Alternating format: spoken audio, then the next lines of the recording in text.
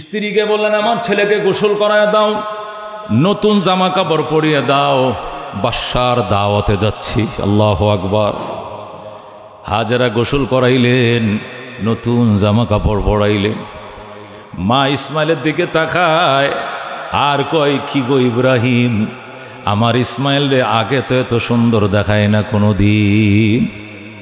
আমার ইসমাইল রে কত গোসল করাইছে আমি জীবনে, কত কিসিমের জামা কাপড় পরাইছি, এত সুন্দর তো মায়ের চোখে কোনোদিন দেখি নাই। আজকে আমার ইসমাইলকে কেন গো এত সুন্দর দেখা যায়? এখানে কোনো রহস্য তুমি লুকিয়ে রাখছো কিনা স্বামী গো, আমাকে বলতে দাও। আল্লাহু আকবার।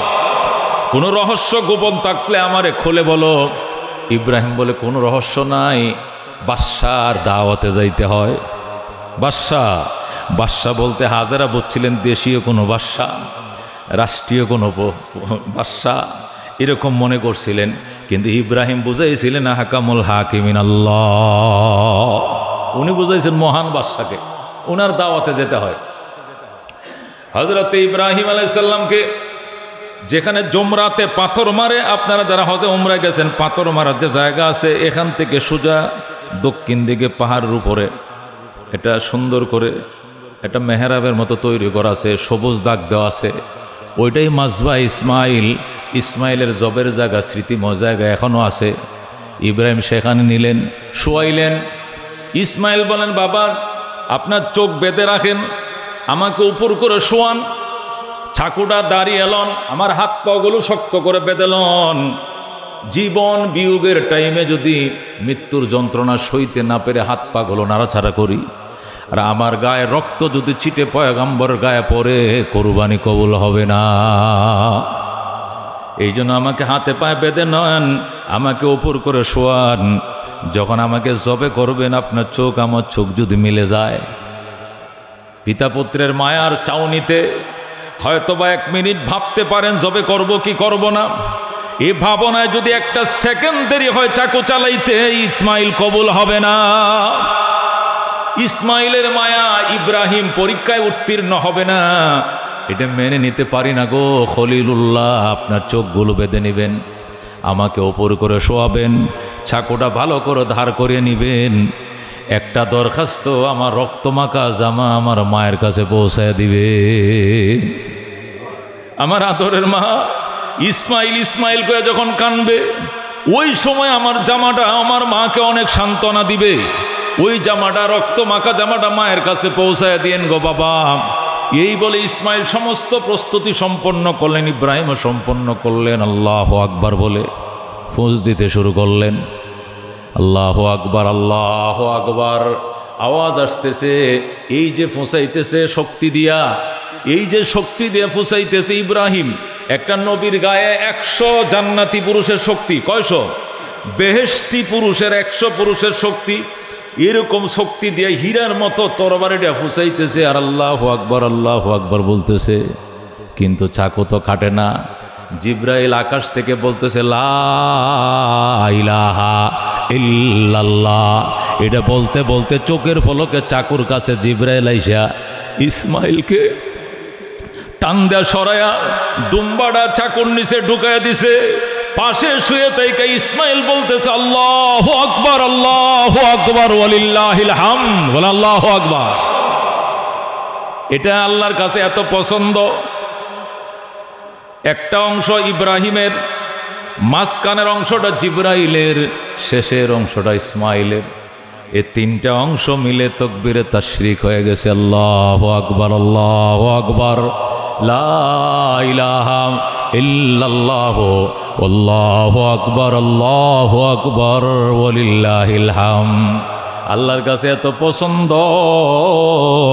জিলহজ মাসের 9 তারিখের ফজর থেকে লইয়া জিলহজের 13 তারিখের আসর পর্যন্ত টানা 35 ওয়াক্ত নামাজ, এই দোয়া একবার করে পড়া ওয়াজিব। তোমার মাতৃভূমি কিন্তু জান্নাতে। সুবহানাল্লাহ। মুসলমান ইমানদারদের মাতৃভূমি কোথায়? আমরা আগে ছিলাম জান্নাতে, বাবা মার পিঠের উপরে। কাজ্জুররে মানে পিপিলিকার মতো, ছোট ছোট ছোট ছোট আত্মাগুলোকে পিপিলিকার মতো দেহ দিয়া রুহের জগতে আমাদেরকে আল্লাহ রাখছিলেন। সেখান থেকে আদমের পিঠে করে দুনিয়াতে চলে এসেছি। এখন এখান থেকে সিরিয়াল ক্রমে আগেওয়ালারা আগে আসতেছে, পরেওয়ালারা পরে এভাবে আসতেছে, যাইতেছে, আসছে, আবার ওই যে দেশ থেকে আসছিলাম সে দেশে যেতে হবে। মাঝখানে রিফু শয়তান ইবলিশ খাড়া করে রাখছে যাতে ওই দেশে যাইতে না পারি।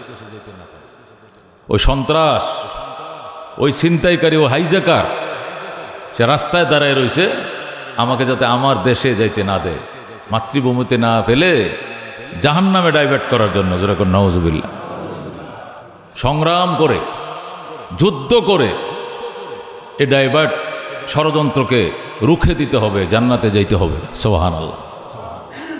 এই জন্য আল্লাহ তাআলা এই জীবন যুদ্ধে মুসাফিরের জন্য কিছু আবাদত ফিক্স করে দিয়েছেন, বলেছেন তুমি তোমার মাতৃভূমির লাইন হারাইবা না, কিছু গোলামির শিকল মালা গলায় পরে নাও, তাহলে মাতৃভূমি তুমি হারাইবা না। যেখান থেকে তোমার পাঠাইছিলাম তোমাকে আবার ওইখানে জায়গা দেব। সুবহানাল্লাহ। এই জন্য আল্লাহ ঘোষণা করছেন, মা খালাকতুল জিন্না ওয়াল ইনসা ইল্লা লিয়াবুদুন, জিন এবং ইনসান ও মানব আর দানব তোমাকে আমার গোলামি করার জন্যই বানাইছি, তুমি আমাকে চিনো। লিয়াবুদুন মানে আমার ইবাদতের জন্য, মানে আমার চিনার জন্য। কে তোমারে পাঠাইছে, কে তোমাকে নিয়ে যাবে, কোত্থেকে তোমাকে নিয়ে আসছে, আবার কোথায় সে তোমাকে পাঠাইতে চায়, তুমি তারা চেনো, তুমি তাকে মানো, এটাই তোমার পাঠানোর উদ্দেশ্য। এই জন্য আমি সবসময় খেয়াল রাখতে হবে, স্মরণ রাখতে হবে, আমার স্রষ্টা আমাকে সৃষ্টি করেছেন। আমি রুহের জগতে ছিলাম জান্নাতে, রুহের জগতে ছিলাম সংরক্ষিত এলাকায়।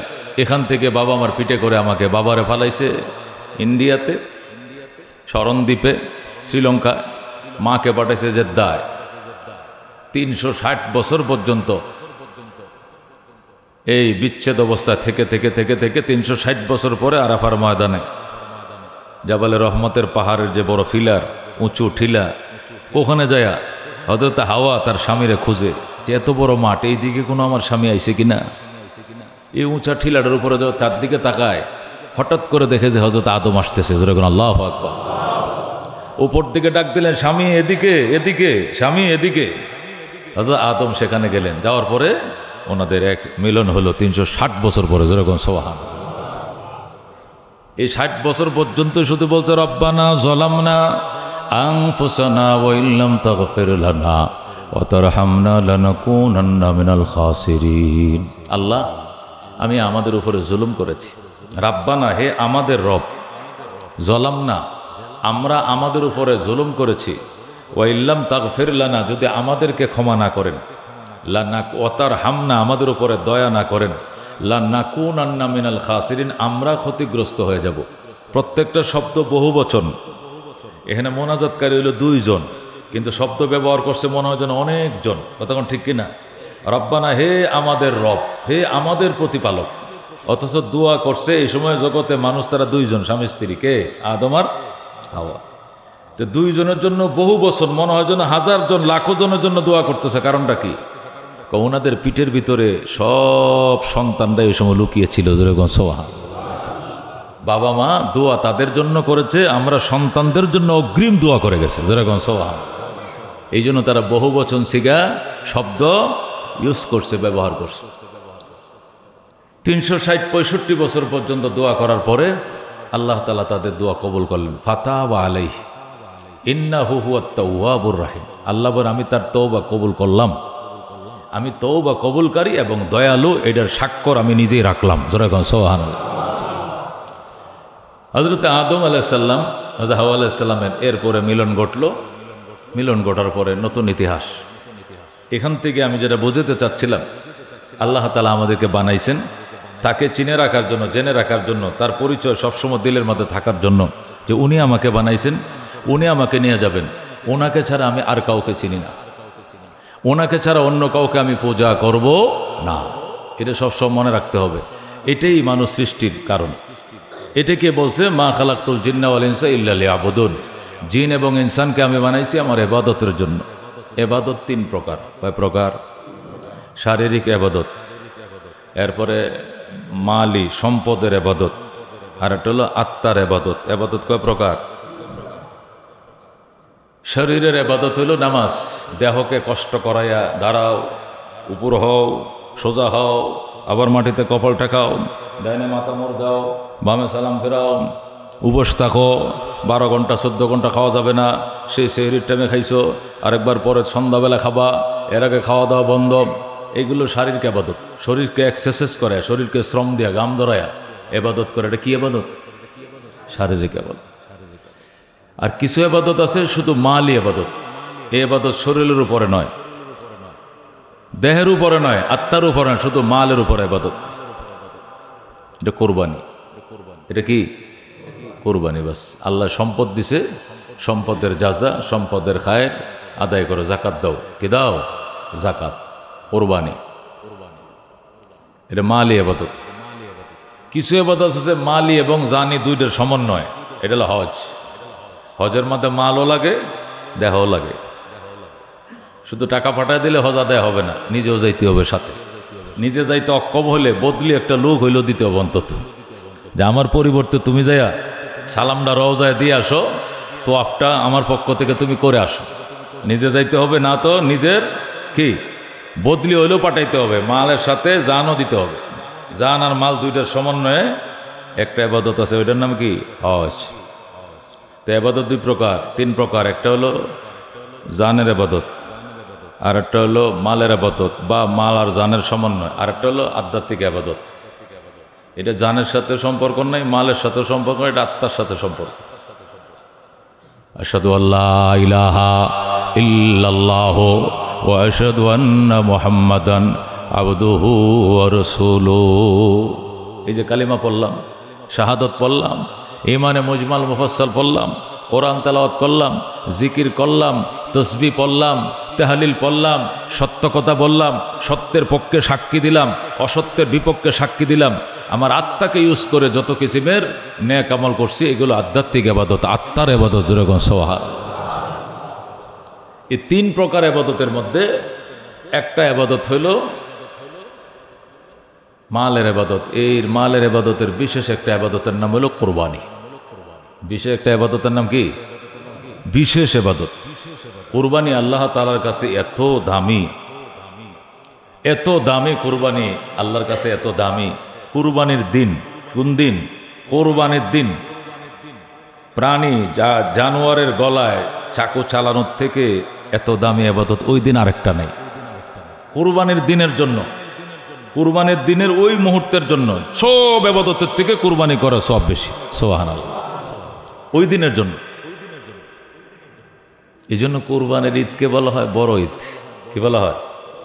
ঈদ আবার বড় কেমনে হয়, ছোট কেমনে হয়? আমরা বলি না বড় ঈদ, বলি কি না? ছোট ঈদ আর একটা কি ঈদ? ছোট ঈদের মধ্যে ঈদ আছে, আনন্দ আছে, নামাজ আছে, কোলাকুলি আছে। এটি বড় ঈদেও আছে। বড় ঈদেও নামাজ আছে, খুতবা আছে, আনন্দ আছে, খাওয়া দাওয়া, কোলাকুলি আছে। তো এটা তো সমানই। কয় না ছোট ঈদের মধ্যে কুরবানি নাই, বড় ঈদে কুরবানি আছে। যেরকম সুবহানাল্লাহ। এই জন্য বড় ঈদ। গ্রাম দেশে বকরা ঈদ বলে। কি বলে? বড় ঈদে বলে। কোথাও কোথাও কি বলে? আমি ময়মনসিংহ কি বলে? বকরা ঈদ বলে। বকরুন শব্দের উত্তর গাবি, গরু, পশু। পশু জবে করা হয় যে, এই জন্য কি বলে? বকরা ঈদও বলে, বড় ঈদও বলে। বড় ঈদই ধরলাম। বড় ঈদ কেমনে হইল? ছোট ঈদে যা আছে বড় ঈদে তা আছে, কিন্তু বড় ঈদে এমন কিছু অতিরিক্ত জিনিস আছে যেগুলো ছোট ঈদে নাই। কতক্ষণ ঠিক কিনা? সেটা হলো কোরবানি। আল্লাহর হাবিব বলেন, কোরবানির পশুর গায়ের রক্ত 6 ইঞ্চি মাটির উপরে পশুটাকে শোয়ায়া চাকুটা চালায়। এই 6 ইঞ্চি উপর থেকে রক্তের ফোঁটাটা 6 ইঞ্চি নিচে মাটি ছোঁয়ানোর আগেই কোরবানি আরশে আজিমে পৌঁছে যায়। 6 ইঞ্চি উপর থেকে মাটিতে পড়তে যে সময় লাগে, তার চেয়ে কম সময়ে আরশে পৌঁছে যায় কোরবানি। যেরকম আল্লাহু আকবার। রক্তের ফোঁটা জমিনে পড়ার আগেই কোরবানি পৌঁছে যায়। কোরবানি অত্যন্ত দামি জিনিস। আল্লাহর হাবিব সাল্লাল্লাহু আলাইহি ওয়াসাল্লাম কোরবানি করা শুরু করছেন। সাহাবায়ে কেরাম প্রশ্ন করেন, মা হাযিহিল আযাহি ইয়া রাসূলুল্লাহ, কোরবানি কি জিনিস? সুন্নাতু আবিকুম ইব্রাহিম আলাইহিস সালাম, তোমাদের জাতির পিতা হযরতে ইব্রাহিমের সুন্নাত। সুবহানাল্লাহ। সাহাবায়ে কেরাম বলেন, ফামা লানা ইয়া ফিহা ইয়া রাসূলুল্লাহ। ক্বালু ফামা লানা ফিহা ইয়া রাসূলুল্লাহ। ইব্রাহিমের সুন্নত পালন করলে মুহাম্মাদের উম্মতের কি লাভ? আমরা তো ইব্রাহিমের উম্মত নই, আমরা পিয়ারা নবী রহমতুল্লিল আলামিনের উম্মত। সুতরাং ইব্রাহিমের সুন্নত পালন করব কেন আমরা? ক্বালু ফামা লানা ফিহা ইয়া রাসূলুল্লাহ, ওগো আল্লাহর হাবিব, ইব্রাহিমের সুন্নত পালন করলে আমাদের কি লাভ? ক্বালা বিকুল্লি শারাতিন হাসানা, আল্লাহর হাবিব বলেন প্রত্যেকটা পশমের বিনিময়ে সওয়াব, প্রত্যেকটা পশমের বিনিময়ে সওয়াব। যে পশু তুমি কুরবানি করবা, ওই পশুর গায়ে যত পশম, প্রত্যেকটা পশমের বিনিময় বিনিময় বিনিময় আল্লাহ তোমার নামে সব লিখে দিবে। যখন বলছে পশমের বিনিময় সওয়াব, সাহাবীদের চোখ তো কপালে, বলে কি পশমের বিনিময় সওয়াব? ফামাস সৌফু ইয়া রাসূলুল্লাহ, ক্বালু ফামাস সৌফু ইয়া রাসূলুল্লাহ, পশমের বিনিময়ে যদি সওয়াব পাওয়া যায় তাহলে বেড়া দিয়া কুরবানি দিলে কি হবে? রাসূল কো কি হবে? কো বেড়ার গায়ে তো পশম বেশি, ছাগল বকরির গায়ে যে পরিমাণ পশম থাকে বেড়ার গায়ে তার চেয়ে অনেক বেশি, ঠিক কিনা? জালার মতো থাকে, ঘন থাকে পশমগুলো। রাসূল বলেন বিকুল্লি শারাতিন মিনাস সৌফি হাসানা, বেড়া দিয়ে কুরবানি করলেও প্রত্যেক পশমের বিনিময়ে সওয়াব। এত সওয়াবের জিনিস কি কুরবানি? আল্লাহ চাই তো আজ থেকে আর কদিন, 16-17 দিন পরেই, আগামী মাসের 6-7 তারিখ। কয় তারিখ? 7 তারিখ। সৌদিতে 6 তারিখ, আমাদের দেশে 7 তারিখ। আল্লাহ চাহে তো, আল্লাহ পর্যন্ত বাঁচায় রাখুক, যেরকম আমি কুরবানি হবে। আল্লাহ তাআলা বান্দার উপরে বিভিন্ন কিসিমের ইবাদত ফরজ করেছেন, এটাও একটা ইবাদত। ইব্রাহিম আলাইহিস সালামের সুন্নাত, ইতিহাস থেকে যদি বলে আসি, আদম আলাইহিস সালাম থেকে কোরবানি শুরু হয়েছে। ওই যে বলছিলাম হযরত আদম দুনিয়াতে আসলেন, 365 পরে তাদের স্বামী স্ত্রীর দেখা মিলন হইল। আল্লাহ তাদেরকে 20 জোড়া সন্তান দিয়েছেন। কয় জোড়া? 20 জোড়া। প্রতিবারে একটা ছেলে একটা মেয়ে করে তারা জন্ম নিত। আর পৃথিবীতে এছাড়া তোর মানুষ ছিল না, শুধু ছেলে হইলে মেয়ে কই পাইব, শুধু মেয়ে হইলে ছেলে কই পাবে? এটি বড় হইলে তো বিয়ে দিতে হবে, বিয়ে করাইতে হবে। এই জন্য আল্লাহ তাআলা প্রতিবারেই জোড়ায় জোড়ায় সন্তান দিতেন। 20 জোড়া সন্তান দিলেন হযরত আদমকে। সুবহানাল্লাহ। কয় জোড়া? প্রথম জোড়া যে সন্তান হইল, ছেলের নাম হইল কাবিল। ছেলের নাম কি? কাবিল। মেয়ের নাম হইল আকলিমা। কি নাম? আকলিমা। দ্বিতীয় জোড়া ছেলে, ছেলের নাম হইল হাবিল। ছেলের নাম কি? হাবিল। মেয়ের নাম হইল লিবুদা। কি নাম? লিবুদা। এভাবে কয় জোড়া? ছেলে মেয়ে, ছেলে মেয়ে 20 জোড়া। এখন ছেলেরা বড় হয়েছে, মেয়েরাও বড় হয়েছে, ছেলেদেরও বিয়ের বয়স, মেয়েদেরও বিয়ের বয়স। বিয়ে শাদী কেমনে করে, নিয়ম নীতি, এগুলো তো আর আগে কোথাও জানা ছিল না। এই প্রথম পৃথিবীতে মানুষ। এখন আদম হাওয়া চিন্তা করলেন, আমরা যেরকম আমাদের মহব্বত, ভালোবাসা, যৌন চাহিদা নানান আছে, এদেরও তো এগুলো আছে। বিয়ে শাদীর কি ব্যবস্থা করা, কেমনে কি? আল্লাহর পয়গম্বর আল্লাহ তাআলার সাথে কথাবার্তা বলে মিট করলেন যে একেই জোড়া ছেলে মেয়ে যারা একসাথে জন্ম নিছে, যমজ, এরা একজনের সাথে আরেকজন বিয়ে করা হারাম, এরা আপন ভাই। আর আগের জোড়ার সাথে পরের যে জন্ম হয়েছে এরা আবার আপন ভাই না, ওদের সাথে আগেরটার সাথে পরেরটার বিয়ের সাথে কি আছে? জায়েজ আছে। এছাড়া তো ওখানের কোনো ব্যবস্থা ছিল না। এই হিসাবে আগে যে ছিল ছেলের নাম কাবিল, সে সিরিয়াল পাইছে পরের তরফের, পরের জমজের লেবুদার সাথে। পরের তরফে পরের যে জোড়া তৈরি হয়েছে হাবিল, সে পাইছে প্রথম যে জন্ম নিয়েছিল বোন একলিমার সাথে। এভাবেই সিস্টেম অনুযায়ী এভাবেই তাদেরকে দেওয়া হলো। হযরত আদম আলাইহিস সালাম বলেন, এটা আমার সিদ্ধান্ত, এটা আমার রবের সিদ্ধান্ত, তোমরা এটাই মেনে নিতে হবে। কাবিলের সাথে বিয়ে হবে লেবুদার, হাবিলের সাথে বিয়ে হবে একলিমার। এভাবে পর্যায়ক্রমে এই দুইটা বিয়ে তোমরা শেষ করো, আমি হজ করে আসতেছি। হযরত আদম আলাইহিস সালাম হজে গেলেন, আয়েশা দেখলেন কাবিলে হাবিলকে হত্যা করে ফেলছে। কি সিস্টেম? হযরত আদম আলাইহিস সালাম এর মাঝে ব্যবস্থা নিয়েছিলেন। কি ব্যবস্থা? আচ্ছা, আমার সিদ্ধান্ত না মানো, আল্লাহর সিদ্ধান্ত মানবে না তো কারটা মানবে? ও লটারি দেন। একলিমা সুন্দরী মেয়ে, কাবিলে কো আমার সাথে যারা জন্ম নিয়েছে আমি ওইটার বিয়ে করব, এটাও আমার বোন, এটাও আমার বোনে। ওই বোন বিয়ে করতে পারলে এটা পারা যাবো না কেন? ওটাও তো বোন, এটাও বোন, একই মায়ের ঘরের, একই বাবার ঘরের, তা পরেরটা পারবো আগেরটা পারবো না কেন? আমাকে আগেরটার সাথে বিয়ে দিতে হবে। একলিমা পরম সুন্দরী ছিলেন, এই না কাবিল একলিমার পাগল হয়ে গেছে। কিন্তু শরীয়ত তো এটা দেয় না, অনুমতি দেয় না, আল্লাহ দেয় না, পয়গম্বর দেয় না, কিন্তু কাবিল মানবে না। কি করলে মানবি তুই? আমি হজে যাবো, জলদি কর। কয় লটারি দেন। লটারি কি সিস্টেমের লটারি? আল্লাহ তাআলার কাছে হযরত আদম চাইলেন, আল্লাহ কোন লটারি দেব? কোরবানির লটারি দাও। তখন কোরবানির লটারি দেওয়া হলো। হাবিল পশু পালন করত, তার দায়িত্ব ছিল পশু পালন করা। পৃথিবীতে প্রথম পশু পালন, ছাগল, বকরি, বেড়া, দুম্বা, গায়, মহিষ, যেগুলো মানুষ খাইতে পারে এগুলো সে পালন করত। আর কাবিলকে দেওয়া হয়েছিল তরকারি উৎপাদন, বটবটি, আলু, পেঁয়াজ, কাকরল, করল্লা যা আছে এইটা উৎপাদন করার তার দায়িত্ব। এক একজনকে এক একটা দেওয়া হয়েছে। এইগুলো কেমনে জন্মাবে এগুলোর জন্য ক্যাটালগ ছিল, ছোট ছোট বই ছিল। আল্লাহ আদম আলাইহিস সালামকে 50টা ক্যাটালগ দিয়েছেন। যেরকম সুবহানাল্লাহ, আদম আলাইহিস সালামকে আল্লাহ 50টা কিতাব দিয়েছেন। এই কিতাবের মধ্যে নমাজ কেমনে পড়বে, রোজা কেমনে করবে, এইগুলো তেমন লেখা ছিল না। পৃথিবীর শুরু এক ক্যাটালগ আছে, ঘর কেমনে বানবে, আরেক ক্যাটালগ সুতা দিয়ে কাপড় কেমনে বুনবে, আরেকটা হলো কোন কোন মাছ খাওয়া যাবে, আরেকটা লেখা কোন কোন পশু খাওয়া যাবে, আরেকটা হলো কোন কোন তরি তরকারি খাওয়া যাবে, আরেকটা লেখা কোন কোন ফল ফ্রুট খাওয়া যাবে। এই এক একটা দিয়ে এক এক ক্যাটালগের মাধ্যমে যত কিসিমের ফল ফ্রুট হইতে পারে বৈধ, এগুলো সব একটা তালিকা দেওয়া আছে। এটার বিচি কেমনে রোপণ করবে, গাছ বড় কেমনে হবে, ফলটা খাওয়ার নিয়ম কি, কাটার নিয়ম কি, এগুলো ফেরেশতা শিখাইয়া দিয়ে গেছে। আর আদম আলাইহিস সালাম এক এক ছেলেকে এক এক মন্ত্রণালয়ের দায়িত্ব দিয়েছেন। এই মন্ত্রণালয় তোমার দায়িত্বে। সুবহানাল্লাহ। না, হাবিলের দায়িত্ব হলো পশুপালন, কাবিলের দায়িত্ব হলো তরকারি উৎপাদন। এই জন্য আদম বললেন, তুমি একটা ভালো হৃষ্টপুষ্ট পশু দেখে ময়দানে এনে কুড়ার মধ্যে বান্ধে রেখে দাও, কুটকুপে রেখে দাও।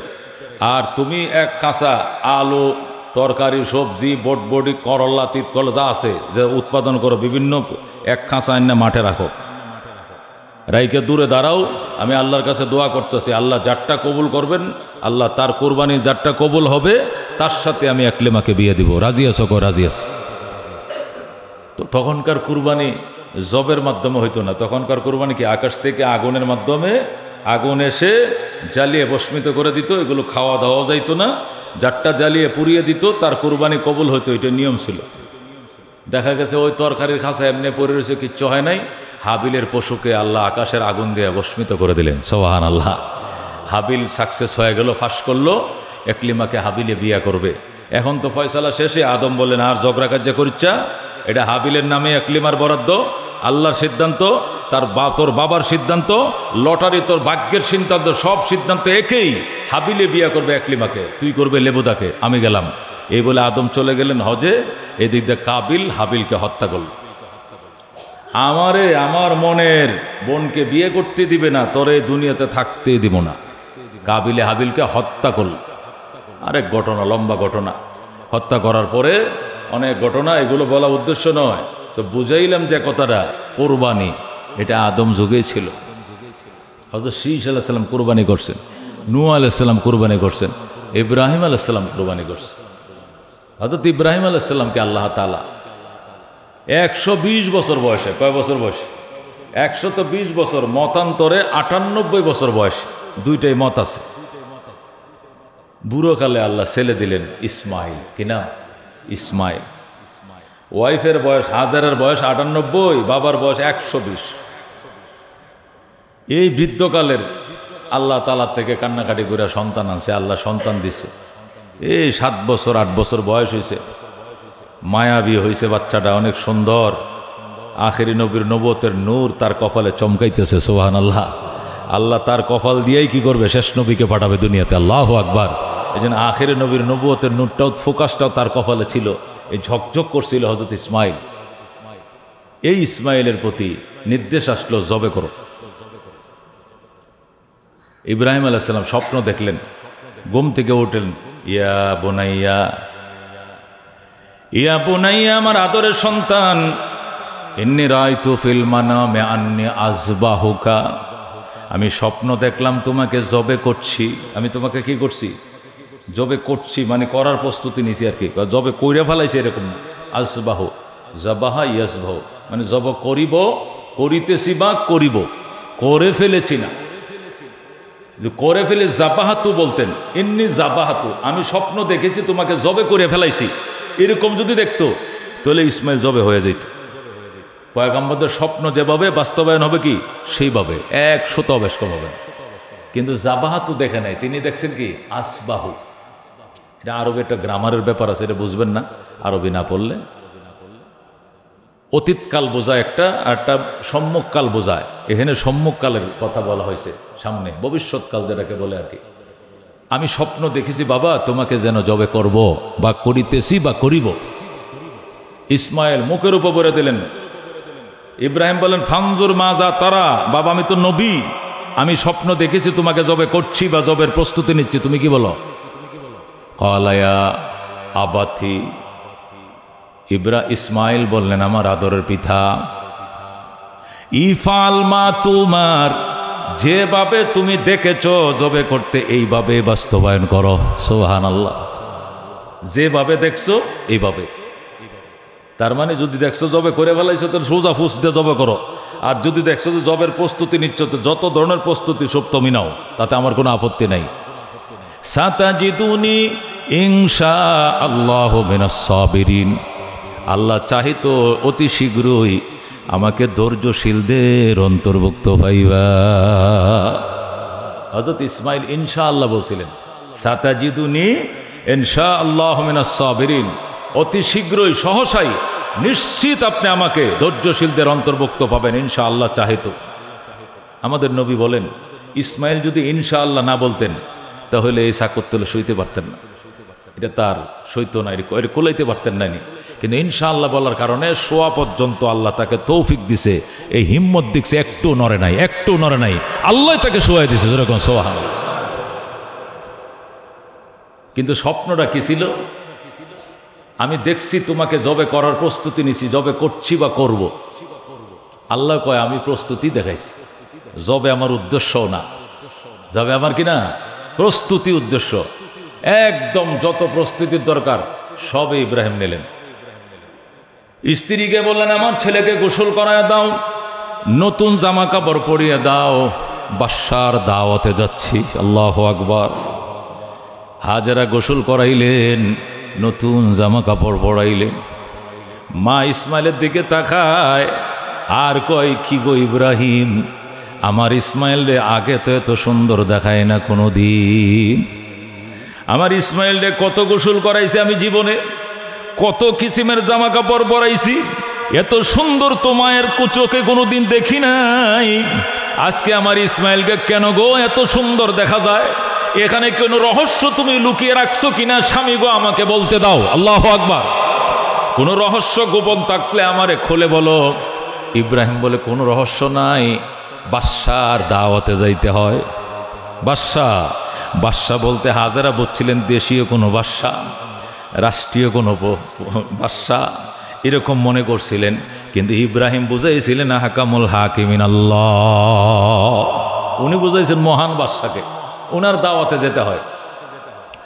হযরত ইব্রাহিম আলাইহিস সালামকে যেখানে জমরাতে পাথর মারে, আপনারা যারা হজে উমরায় গেছেন, পাথর মারার যে জায়গা আছে এখান থেকে সোজা দক্ষিণ দিকে পাহাড়ের উপরে এটা সুন্দর করে একটা মেহরাবের মতো তৈরি করা আছে, সবুজ দাগ দেওয়া আছে, ওইটাই মাজবা ইসমাইলের জবের জায়গা, স্মৃতিময় জায়গা এখনও আছে।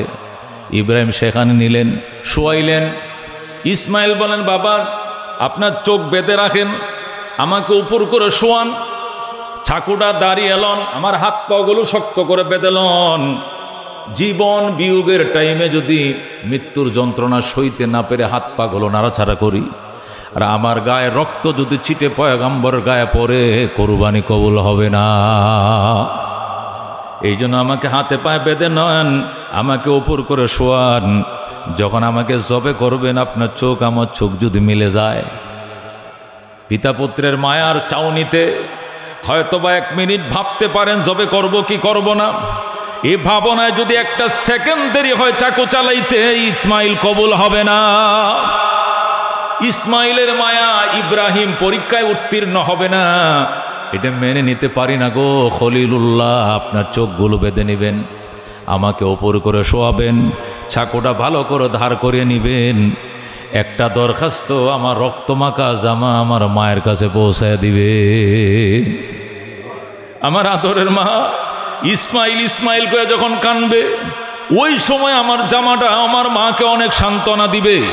ওই জামাটা, রক্তমাখা জামাটা মায়ের কাছে পৌঁছায় দিয়েন গো বাবা। এই বলে ইসমাইল সমস্ত প্রস্তুতি সম্পন্ন করলেন, ইব্রাহিমও সম্পন্ন করলেন। আল্লাহু আকবার বলে ফুঁস দিতে শুরু করলেন। আল্লাহু আকবার, আল্লাহু আকবার আওয়াজ আসতেছে। এই যে ফুঁসাইতেছে শক্তি দিয়া, এই যে শক্তি দিয়ে ফুঁসাইতেছে ইব্রাহিম, একটা নবীর গায়ে 100 জান্নাতি পুরুষের শক্তি। কয়শো? বেহেশতি পুরুষের 100 পুরুষের শক্তি। এরকম শক্তি দিয়ে হীরার মতো তরবারিটা ফুঁসাইতেছে আর আল্লাহু আকবার বলতেছে। কিন্তু চাকু তো কাটে না। জিব্রাইল আকাশ থেকে বলতেছে লা ইলাহা ইল্লাল্লাহ।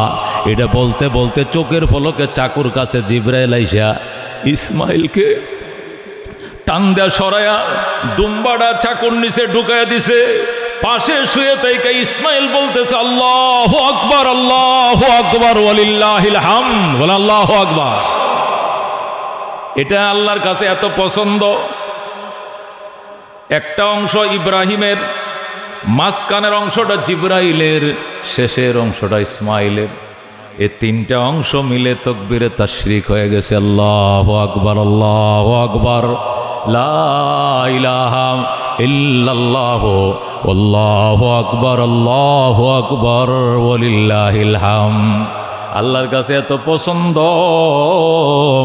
জিলহজ মাসের 9 তারিখের ফজর থেকে লইয়া জিলহজের 13 তারিখের আসর পর্যন্ত টানা 35 ওয়াক্ত নামাজ, এই দোয়া একবার করে পড়া ওয়াজিব। কয়েকত? 35 ওয়াক্ত হবে। কয়েকত হবে? যে কয়েকত হোক, আনুমানিকের মহর কথা আমি গুনছিলাম একবার। 9 তারিখের ফজর থেকে লইয়া 13 তারিখের আসর পর্যন্ত গ্রামে থাকেন আর শহরে থাকেন, মসজিদে জামাতে পড়েন না একা পড়েন, অফিসে পড়েন আর বাসায় পড়েন, পুরুষ হন বা মহিলা হন, সবাই মুসাফির হন বা মুকিম হন। মুসাফির যে কথা, মুকিম একই কথা, নারী পুরুষ একই কথা, জামাতে একলা একই কথা, বাসায় মসজিদে একই কথা। প্রত্যেকটা মুসলমানকে একবার করে বলা ওয়াজিব। আল্লাহু আকবার, আল্লাহু আকবার, লা ইলাহা ইল্লাল্লাহু আল্লাহু আকবার, আল্লাহু আকবার ওয়ালিল্লাহিল হামদ।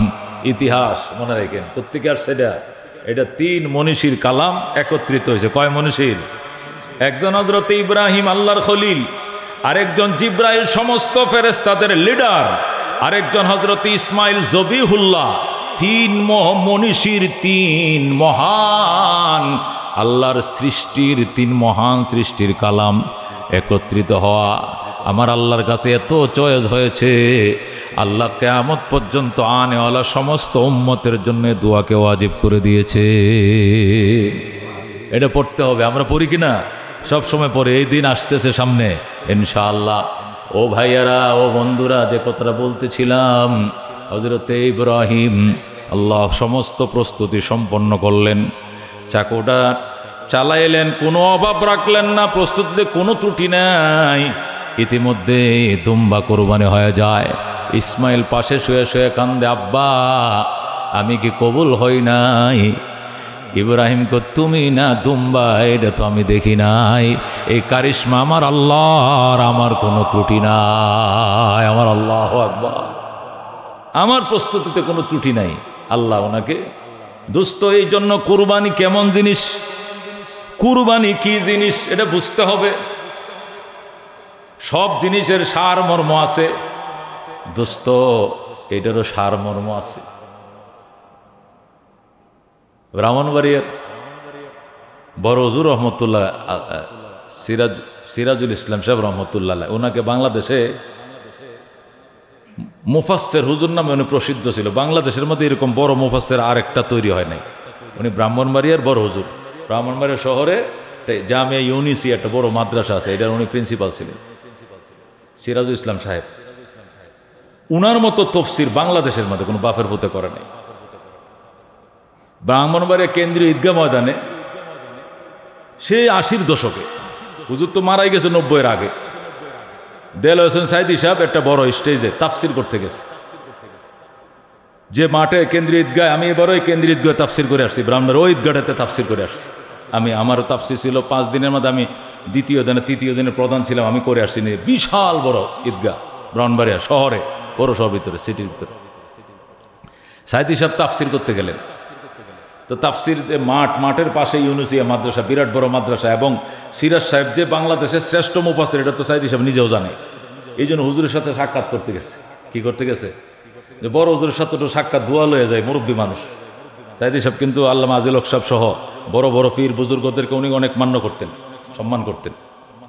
রাজনৈতিক মতাদর্শ ভিন্ন থাকতে পারে, কিন্তু ওলামাদের একটা আলাদা সম্পর্ক আছে, আছে কি না?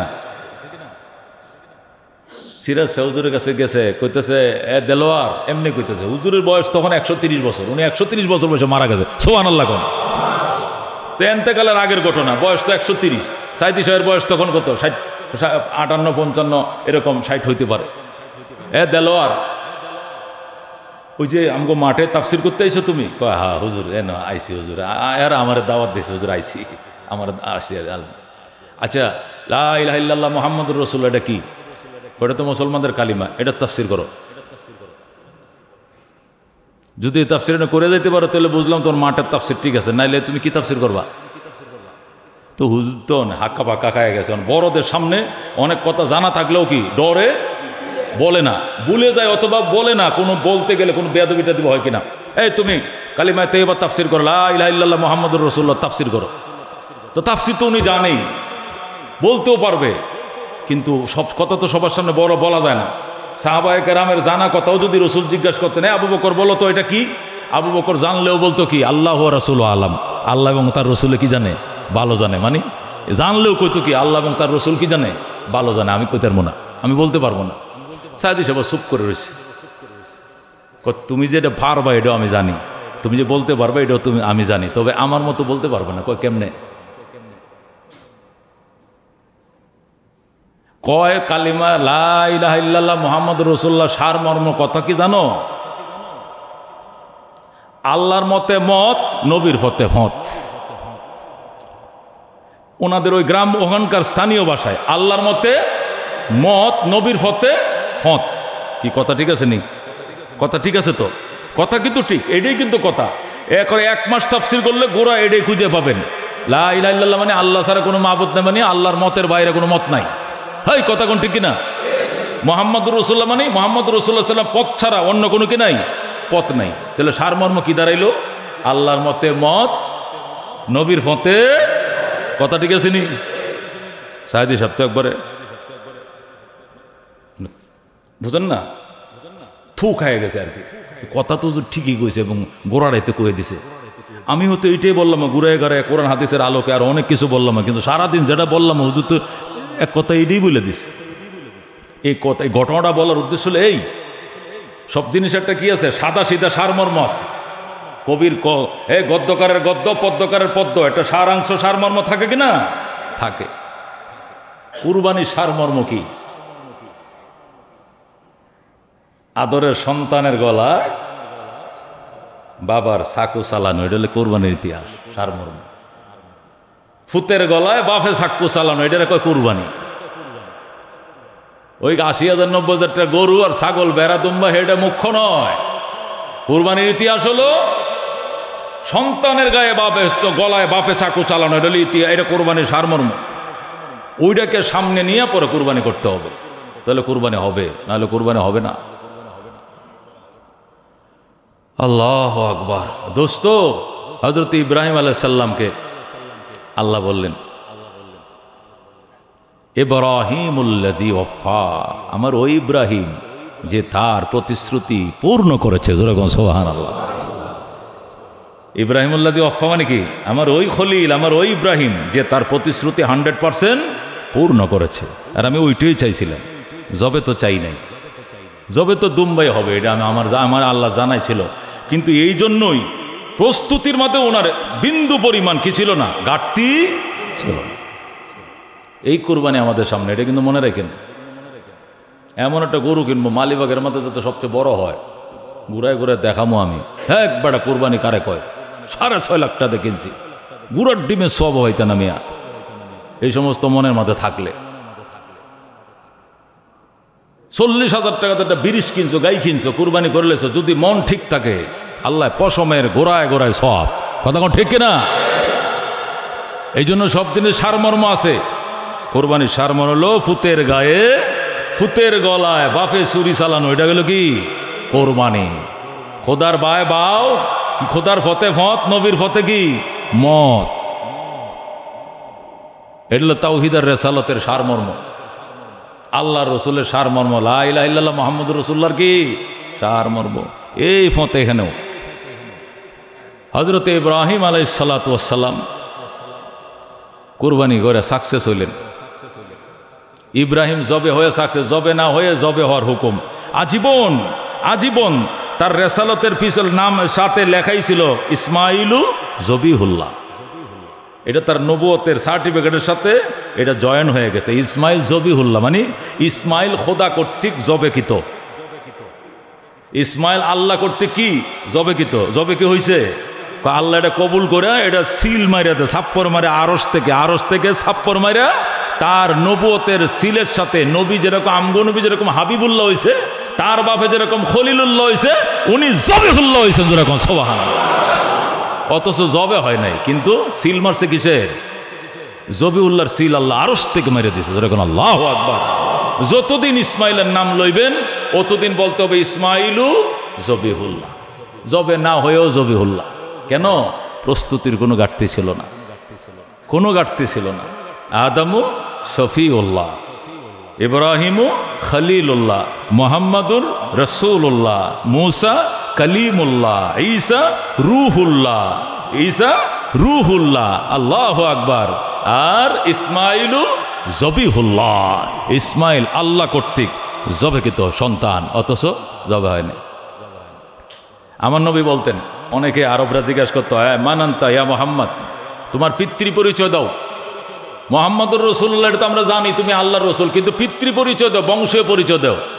রসুল বলতেন, আনা ইবনু জবি হায় না বেড়া, কথা কম কোস, আমি 2 জবেকিত বাবার সন্তান। সুবহানাল্লাহ। আমার 2টা পূর্বপুরুষ বাবারে জবে করা হয়েছে। কয় বাবারে জবে করা হয়েছে? আমার বাবা আব্দুল্লাহরে জবে করা হয়েছে, আমার বাবার আরেক বড় ভাই ইসমাইলকে জবে করা হয়েছে। আমি 2 জবেকিত বাবার সন্তান। যেরকম আল্লাহু আকবার। এটা আমার পিতৃ পরিচয় বেড়া, এত সোজা মনে করিস না। তোর বাপদাদারা কয়জন জবে হয়েছে দেখা। আমি 2 জবেকিত বাবার সন্তান। নাম কি? একজন নাম ইসমাইল আর একজন নাম আব্দুল্লাহ। যেরকম আল্লাহু আকবার। আল্লাহর হাবিব বলেন, আমার দাদা ভাই যখন বিয়ে করছে তখন নিয়ত করছে, আল্লাহ যদি আমি আব্দুল মুত্তালিবের ঘরে 10টা হ্যানস্যান হুমরা সুমরা সন্তান দেয়। কয়টা সন্তান? 10টা। যে 10টা আরবের উপরে, মক্কার উপরে, কাবার উপরে যে কোনো আক্রমণকে ঠেকিয়ে দিতে পারে, এইরকম মর্দে মুজাহিদ 10টা সন্তান যদি আব্দুল মুত্তালিবের আল্লাহ দেয়, তো 10 নম্বর যেটা হবে সিরিয়ালের, ওইটারে খোদার ঘরের নামে জবে দিলাম। এটা কার নিয়ত ছিল? আব্দুল মুত্তালিবের। এটা জানেন না আপনারা? এটা কি কই নেই আপনি করে বলছি, ভুলে গেছেন। এটা নবীর দাদা আব্দুল মুত্তালিবের নজর ছিল, মান্যত ছিল।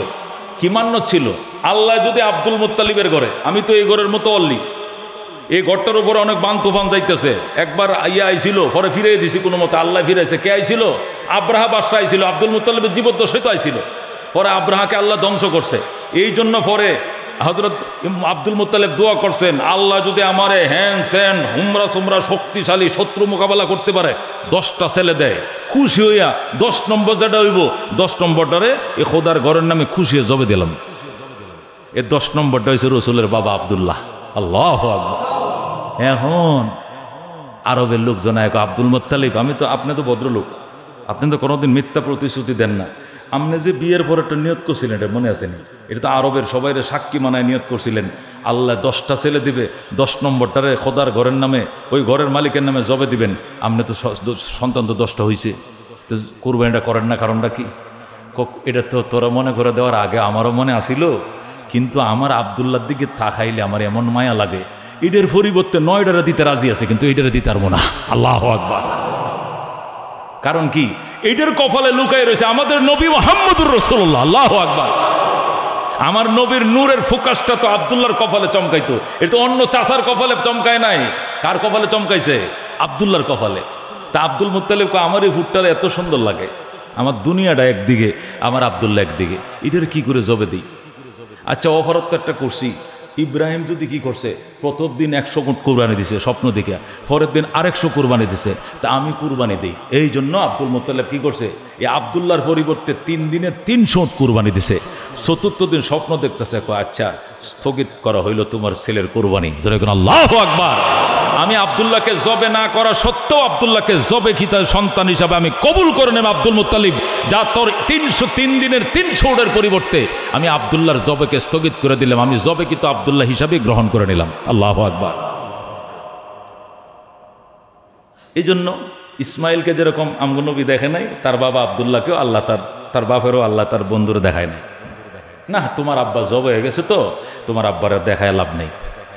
এই জন্য মায়ের পেটে থাকতে আল্লাহ আবদুল্লাহর দুনিয়াতে লয়ে গেছে, এর 6 মাস পরে নবী দুনিয়াতে আইছে। আল্লাহ আল্লাহ নবী বলতেন, আনা ইবনুজ জবিহাইন, আমার সেননি, আমি 2 জবেকৃত বাবার সন্তান। আমার 2টা বাপের জবে করা হয়েছে, একজন ইসমাইল আর একজন আবদুল্লাহ। দুজনকে জবে করার পরিবর্তে 300 উট জবে করা হয়েছে।